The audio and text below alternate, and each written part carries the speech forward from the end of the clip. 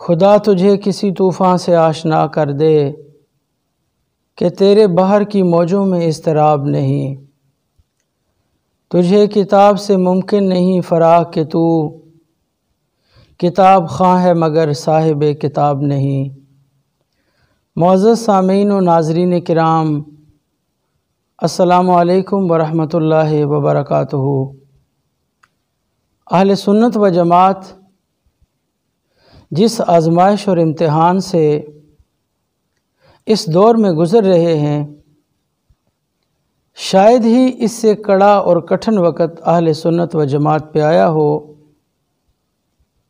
اس لیے کہ جس مسلک کی بنیاد ہی محبت پر تھی،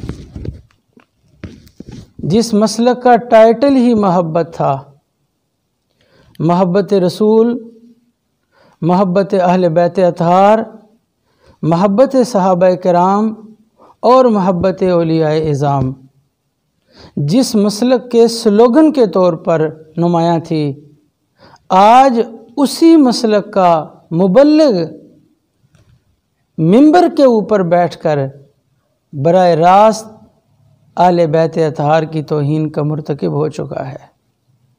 اس کا ایک نمونہ آپ ملاحظہ کیجیے۔ فرمایا وہ اس راستے پہ چلیں گے جو جنتی ہیں، جس پہ میں چلتا ہوں میرے صحابی چلتے ہیں۔ جس پہ میں چلتا ہوں اور میرے صحابی چلتے ہیں۔ یہ نہیں فرمایا جس پہ میں چلتا ہوں اور شاہ چلتے ہیں۔ یہ نہیں فرمایا جس پہ میں چلتا ہوں اور سید چلتے ہیں۔ یہ نہیں فرمایا جس پہ میں چلتا ہوں اور سادات چلتے ہیں۔ فرمایا نہیں، جنت کا وہ راستہ ہے جس پہ میں چلتا ہوں میرے صحابی چلتے ہیں۔ آل کا ذکر کیوں نہیں کیا؟ یہ بھی تو فرما سکتے تھے نا، وہ اس راستے پہ چلیں گے جنتی لوگ کہ جس راستے پہ میں چلتا ہوں اور میری آل چلتی ہے۔ یہ کیوں فرمایا کہ جس پہ میں چلتا ہوں اور میرے صحابی چلتے ہیں؟ سمجھنا اس نقطے کو۔ امام الانبیاء کو معلوم تھا قیامت تک حضور دیکھ رہے تھے کہ کچھ بدبخت کہلوائیں گے میری آل مگر گمراہ ہوں گے، بنے ہوں گے سید مگر گمراہ ہوں گے، کہلواتے ہوں گے شاہ جی مگر اندر سے تباہ جی ہوں گے۔ سمجھ رہے؟ تو امام الانبیاء نے آل کا ذکر نہیں کیا، اصحاب کا ذکر کیا۔ کیوں؟ فرمایا آل گمراہ ہو سکتی ہے، صحابی گمراہ نہیں ہو سکتا ہے۔ آپ نے دیکھا کہ یہ صاحب کس دیدہ دلیری کے ساتھ مکے لہرا لہرا کر یہ کہہ رہا ہے کہ آل گمراہ ہو سکتی ہے۔ چے دلاورست دزدے کہ بکف چراغ دارد۔ یہ چور کتنا دیدہ دلیر ہے کہ یہ چراغ ہاتھ میں رکھ کے چوریاں کر رہا ہے۔ یعنی چوری کرنے والے تو عمومی طور پہ اندھیرے میں چوری کرتے ہیں، لائٹیں بجھا کے چوری کرتے ہیں، چراغ گل کر کے چوری کرتے ہیں، لیکن یہ کیسا چور ہے کہ چراغ ہاتھ میں لے کر یہ چوری کر رہا ہے۔ جس مسلک میں چھوٹی چھوٹی باتوں پر، چھوٹے چھوٹے صحف پر ہمارے اسلاف توبہ نامے شائع کرتے رہے، معافیاں مانگتے رہے، آج اسی مسلک کا لبادہ اوڑھ کر براہ راست اہل بیت اطہار کو نشانہ بنایا جا رہا ہے۔ اہل بیت اطہار کا مقام تو بہت بڑا ہے۔ اعلیٰ حضرت امام احمد رضا خان فاضل بریلی رحمت اللہ تعالی علیہ کے وصال کے بعد ان کے خلیفہ مولوی محبوب علی خان صاحب نے اعلیٰ حضرت رحمت اللہ علیہ کا غیر مطبوعہ کلام اکٹھا کرنے کی کوشش کی، اور ان سے صاحباً کچھ ایسا کلام بھی اعلیٰ حضرت رحمت اللہ علیہ کا شامل ہو گیا جو اعلیٰ حضرت کا نہیں تھا۔ اب انہوں نے اس کو باقیات اعلیٰ حضرت کا نام دینے کی بجائے اس کو ہدایت بخشش حصہ سوم کے نام سے شائع کر دیا۔ اب جب وہ شائع ہوا تو اہل سنت و جماعت کے ہی اسلاف اور بزرگوں نے کہا کہ اس میں یہ اشعار توہین اور بے ادبی پر مشتمل ہیں، لہٰذا یہ اعلیٰ حضرت امام احمد رضا خان رحمۃ اللہ علیہ کا کلام نہیں ہو سکتا۔ مولوی محبوب علی خان صاحب اپنے اس عمل پہ اتنے نادم ہوئے کہ انہوں نے اس وقت کے سنی جرائد، رسائل اور اخبارات کے اندر توبہ نامے شائع کیے، اور میں نے پڑھا کہ وہ مساجد میں جا جا کر اعلان کیا کرتے تھے کہ لوگوں مجھ سے غلطی ہو گئی، مجھ سے صاف ہو گیا، یہ کلام اعلیٰ حضرت امام احمد رضا خان رحمۃ اللہ تعالی علیہ کا کلام نہیں ہے، یہ مجھ سے صاف ہوا ہے۔ یہ تھے ہمارے اسلاف کہ ایک ولی کی جانب جب ان سے ایسا صاف ہو گیا کہ جس کی بنیاد پر اس ولی کی عزت اور آبرو پہ رف آ رہا تھا، تو وہ بزرگ کانپ اٹھے اور مسجدوں میں دوڑ دوڑ کر وہ اعلان کروایا کرتے تھے۔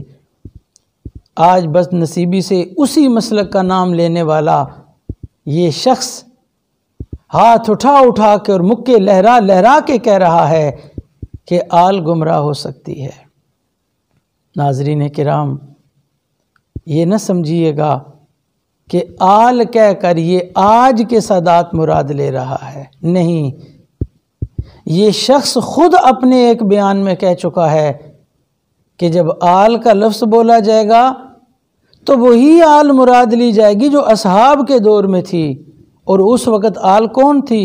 سیدہ کائنات حضرت امام حسن مجتبیٰ اور حضرت امام حسین شہید کربلا۔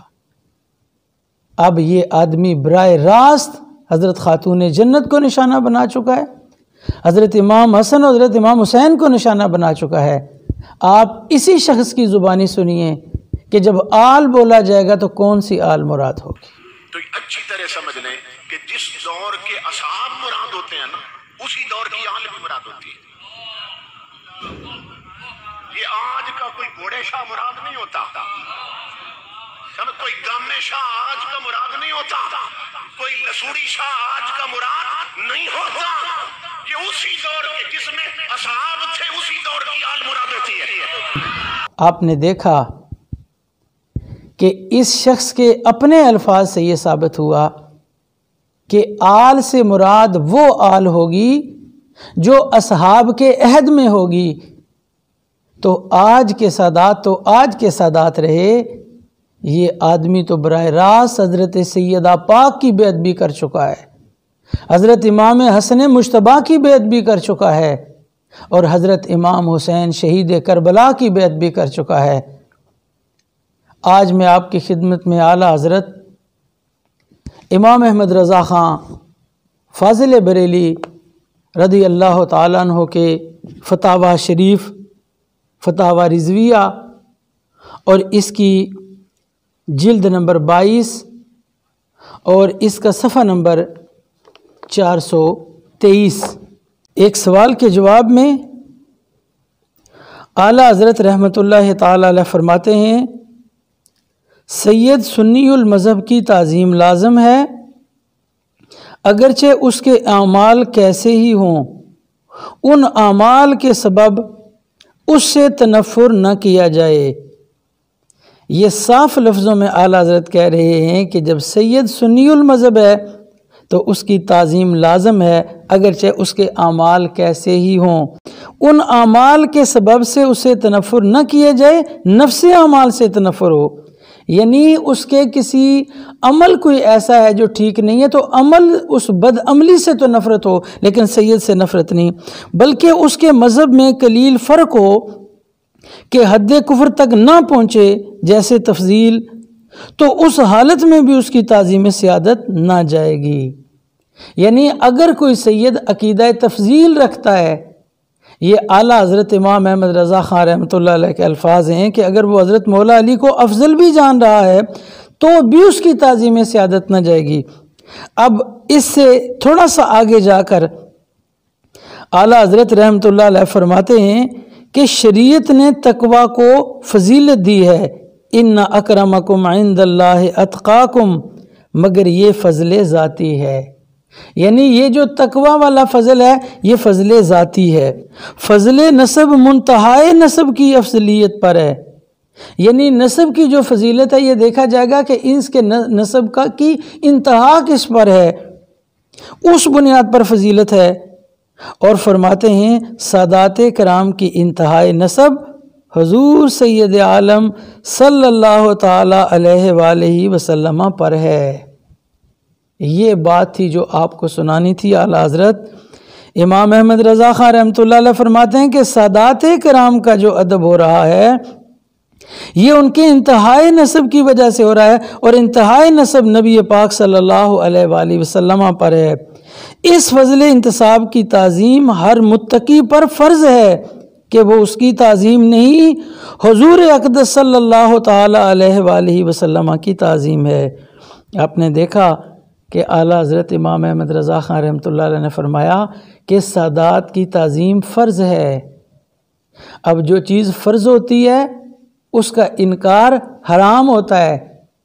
معلوم یہ ہوا کہ سادات کرام کی بے ادبی کرنا، سادات کرام کی توہین کرنا یہ حرام ہے، اور جو افراد سادات کرام کی بے ادبی کرتے ہیں اور توہین کرتے ہیں ان کا اہل سنت و جماعت سے کوئی تعلق نہیں ہے، ان کا اعلیٰ حضرت امام احمد رضا خان فاضل بریلی رضی اللہ تعالیٰ عنہ کی فکر سے کوئی تعلق نہیں ہے۔